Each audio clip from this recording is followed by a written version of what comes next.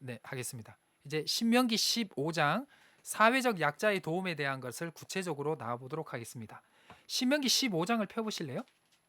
신명기 15장. 신명기 15장을 펴보세요. 네. 요즘은 성경이 참 잘 돼 있죠. 자, 빛을 면제해 주는 해, 뭐 이렇게 나와 있는데, 자, 안식년에 대해서 나옵니다. 안식년. 자, 15장 1절, 매 7년 끝에는 뭐하라? 면제하라. 이 안식년에 대한 게 나오죠. 그래서 1장부터 6장에는 채무 관계에 대해서 나옵니다. 채무 관계. 그리고 1절에서 6절은 이제 채무 관계에 대해서 나오고, 7절에서 11절에는 이게 가나안인들이 아니고 가난한 사람들입니다. 네, 제가 이제 실수했습니다. 다시 고치겠습니다. 잠시만요. 네, 제가 오타가 많습니다. 이해해 주시기 바랍니다. 네, 네, 가난한 또 나네요.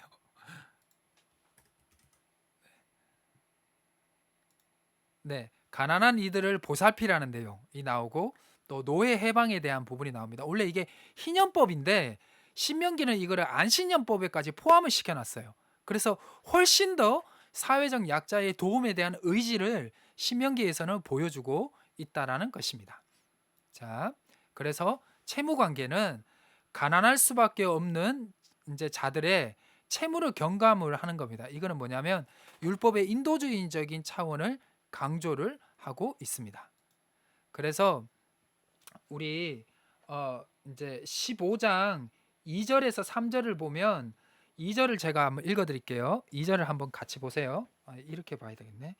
자, 15장 2절입니다. 면제 규제는 이러하니라. 그의 이웃에게 꾸어진 모든 체주는 그것을 면제하고 그의 이웃에게나 그의 형제에게 독촉하지 말지니 이는 여호와를 위하여 면제를 선포하였음이니라.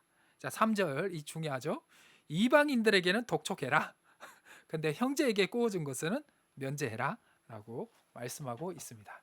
그래서 안식년은 자, 7일째가 안식일이라면 7년째가 되는 날은 안식년으로 해서 채무가 없는 날, 노예가 해병이 되는 자유의 날, 구원의 날이라고 보시면 되겠습니다.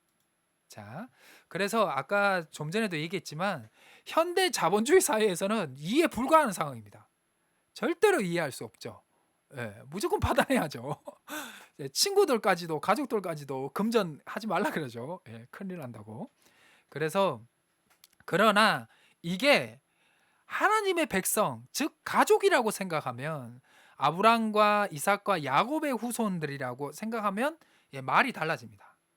하나님의 백성이라고 하면 말이 달라진다는 것이죠. 네. 네.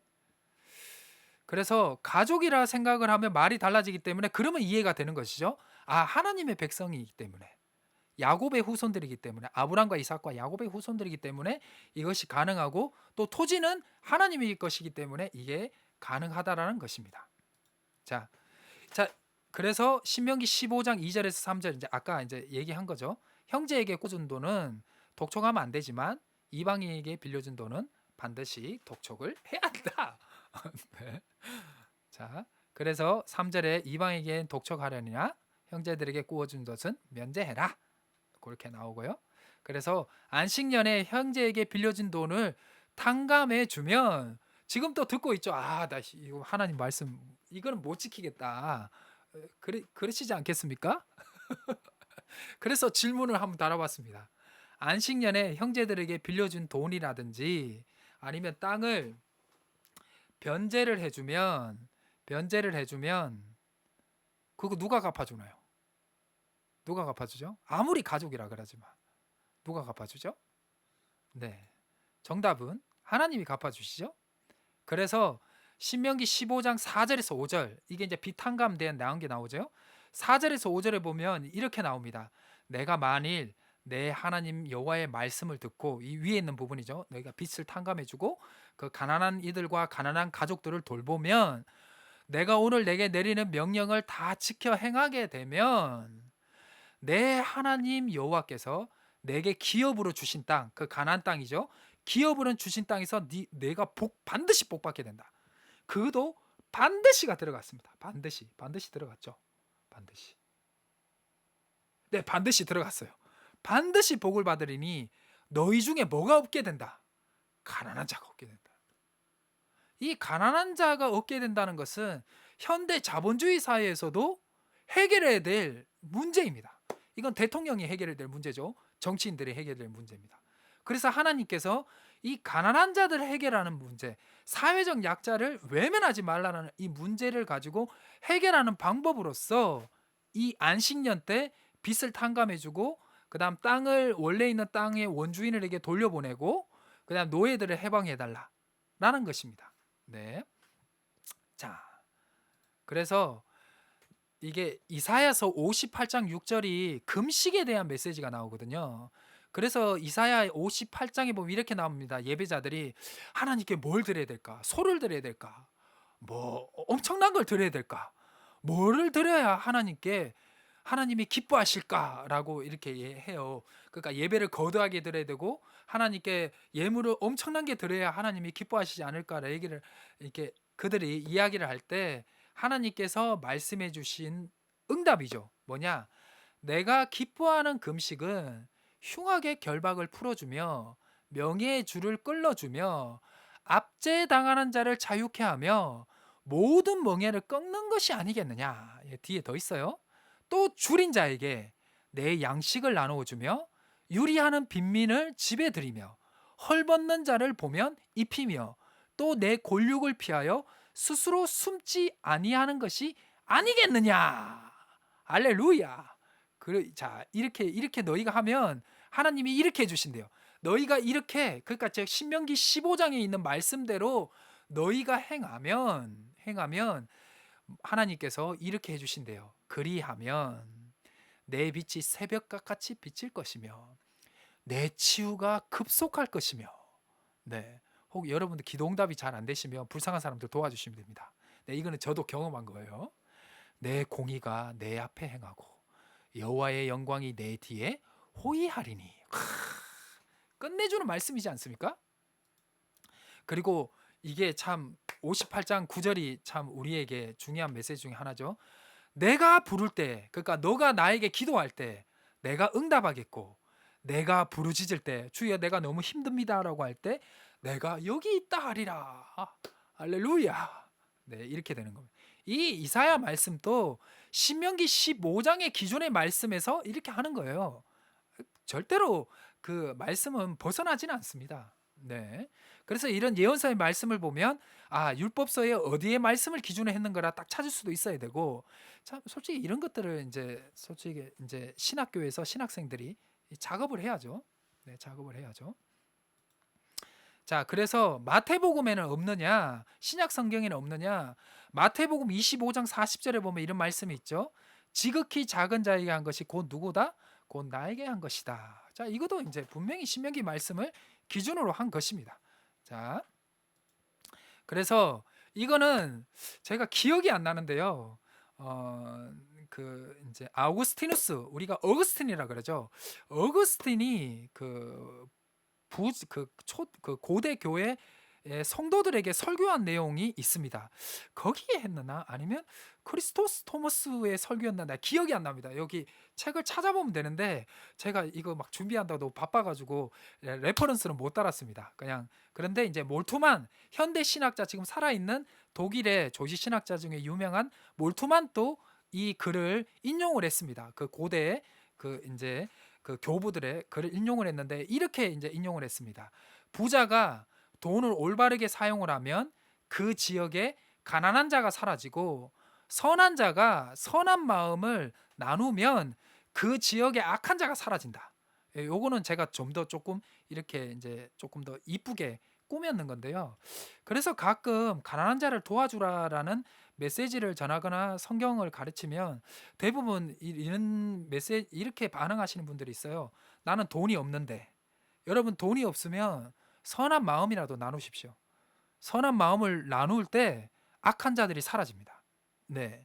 우리가 이 신명기 말씀과 하나님의 말씀을 통해서 사회를 정화시키고 하나님의 나라를 확장시키는 두 가지 방법은 뭐냐면, 물질로서 가난한 자들을 사라지게 하는 것과 선한 마음으로서 악한 자들을 사라지게 하는 것이 우리의 어떤 삶 중에 하나입니다. 하나입니다. 너무 거창한가요?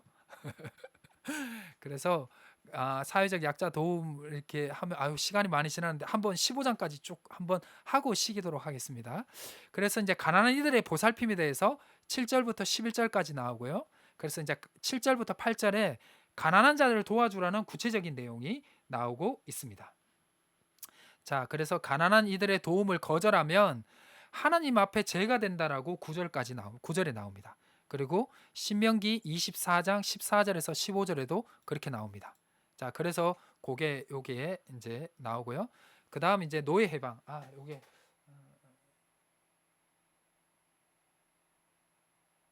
네. 예. 그래서 신명기서 15장 11절에 보면요. 땅에는 언제든지 가난한 자가 그치지 않는데요. 그래서 그 가난한 자를 꼭 도와주라는 말씀을 하고 있습니다. 이거 다 읽어야 되는데 시간 관계상 일단은 이렇게 넘어가겠습니다. 제가 구절을 너무 많이 기록해서 구절을 적었는지 아닌지 좀 기억도 못 하겠습니다. 자, 그리고 이제 그 뒤에는 이제 노예 이제 12절부터는 이제 15장 12절부터는 노예 해방에 대한 부분이 나오고요. 하나님의 백성들은 모두 형제이기 때문에 노예로서 계속 오래 끌고 있으면 안 됩니다. 뭐 빚이 졌거나 그러면 노예 생활을 하게 되거든요. 어떻게 우리를 보면 약간 직장 생활하는 거랑 약간 비슷한 부분도 있습니다. 좀.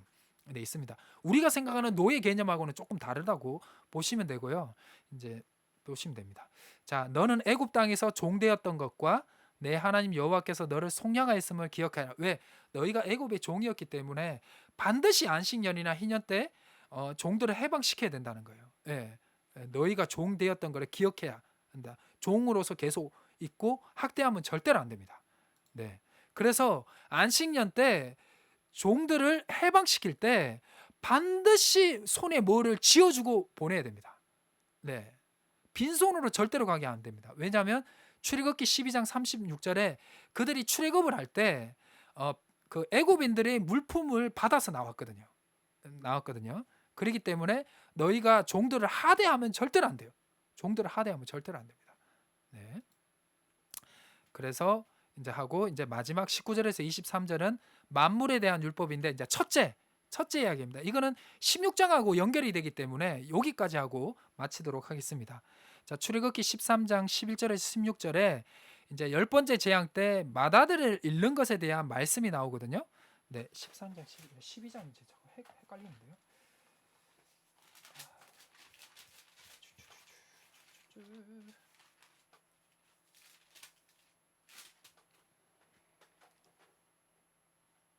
네, 맞아요. 13장 11절 16절. 자, 10번째 재앙 때 맏아들을 잃은 것에 대한 말씀이 나옴을 통해서 이 첫째는 다 하나님께 바쳐야 된다. 그것을 이제 누가 담당하냐면 이제 레위인들이 이제 담당하게 된다는 것이죠. 그래서 첫째 것은 하나님께 다 드려야 된다는 그런 내용들이 요 부분에 나옵니다. 자, 신명기 15장. 자, 신명기 15장.